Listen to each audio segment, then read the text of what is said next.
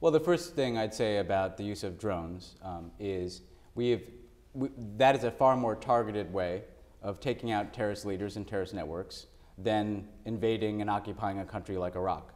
So there is far less civilian casualties, far less suffering than large-scale military operations like we saw in Iraq. And we have been able to decimate the core of al-Qaeda's organization. But when I think people look back at the present, what they'll see is somebody who believes its strength is not defined purely through the use of military force.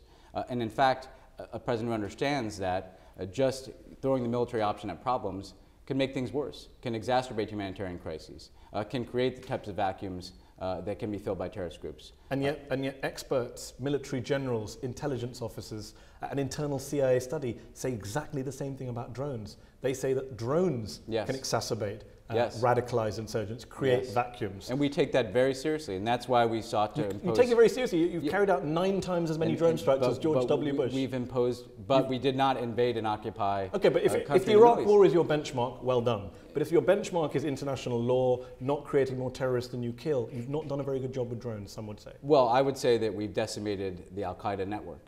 We take strikes when we feel it's necessary to protect our forces in Afghanistan or to disrupt a terrorist plot.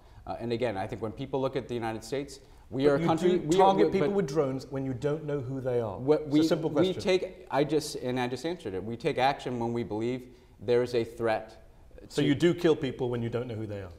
We take action only when there is a threat to U.S. forces or to U.S. personnel. And if you believe there's a threat, you will use a drone to kill someone without knowing who they are? The President has discussed this at length publicly. So why not answer the question if he's discussed it? The answer is yes, that there are individuals who are targeted because of their role in al-Qaeda and their plotting against the United States. But we've said that when there's a continued and imminent threat to the United States, we'll take action.